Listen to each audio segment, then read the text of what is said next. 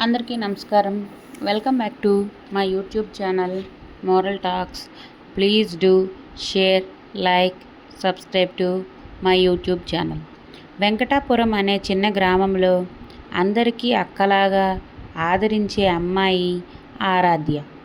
తండ్రి నడిపే చిన్న కిరాణా షాపు, తల్లి ఇంటి పనుల్లో బిజీ. ఆరాధ్య మాత్రం తన కష్టంతో డిగ్రీ పూర్తి చేసి గ్రామంలోనే చిన్న ఉద్యోగం చేసుకుంటూ ఉంటుంది. ఒకరోజు ఊరిలో ఓ నూతన వరుడు వచ్చాడు. అతని పేరు విక్రమ్. అమెరికాలో పెద్ద కంపెనీలో సీనియర్ మేనేజర్. ఆరాధ్యను చూసిన ఒక్క క్షణం కూడా తన చూపుని తిప్పుకోలేకపోయాడు. విక్రమ్ తల్లిదండ్రులు కూడా ఆమెను తన కోడలుగా తీసుకురావాలని కోరారు. ఆరాధ్య కుటుంబం విక్రమ్ను చూసి ఆశ్చర్యపోయింది. అంత గొప్ప వ్యక్తి ఓ పల్లెటూరి అమ్మాయిని ఎందుకు ప్రేమిస్తున్నాడు? కానీ ఆరాధ్య మాత్రం తొలుత అంగీకరించలేదు. ఆమెకు తెలియని భయం వేధించింది. ఇతను నిజంగానే మంచివాడా, లేకపోతే ఏదైనా లెక్క చేసి వచ్చాడా? కానీ విక్రమ్ ప్రేమను నమ్మి కుటుంబం ఒత్తిడితో ఒప్పుకుంది. పెళ్ళి జరిగిపోయింది. అమెరికా వెళ్ళిన మొదటి కొన్ని రోజులు ఆనందంగా గడిచాయి.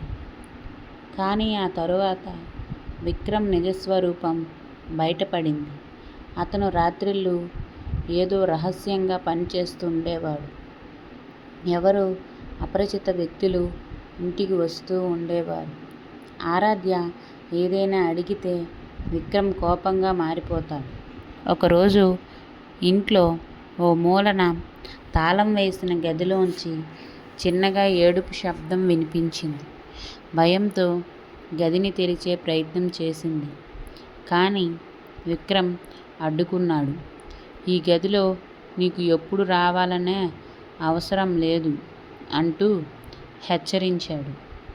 ఒకానొక రోజు విక్రమ్ తల్లి కాల్ చేసి మాట్లాడుతూ, నీ ముందున్న కోడలు మిస్ అయిపోయిందని ఊహించగలవా అని ప్రశ్నించింది.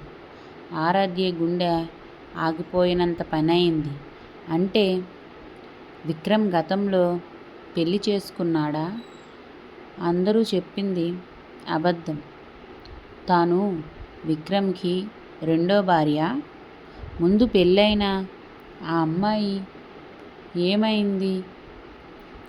ఈ షాక్ నుంచి కోలుకోకముందే ఆరాధ్య రాత్రి ఆ గదిలోంచి భయంకరమైన అరుపు వినిపించింది. ఆమె తెగించి ఆ గదిని తెరిచేసింది. అక్కడ రక్తపు మరకలు, పాత బట్టలు, ఒక డైరీ. ఆ డైరీ లోపల నా పేరు నందిని. విక్రమ్ నన్ను ప్రేమించి పెళ్లి చేసుకున్నాడు.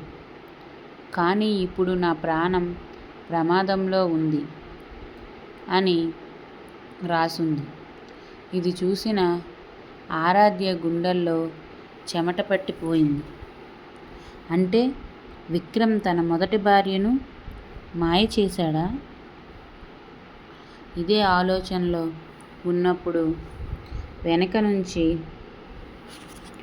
అదే డైరీ నువ్వు ఎందుకు చూసావు అంటూ విక్రమ్ శీతలమైన స్వర్ణంతో నిలబడ్డాడు.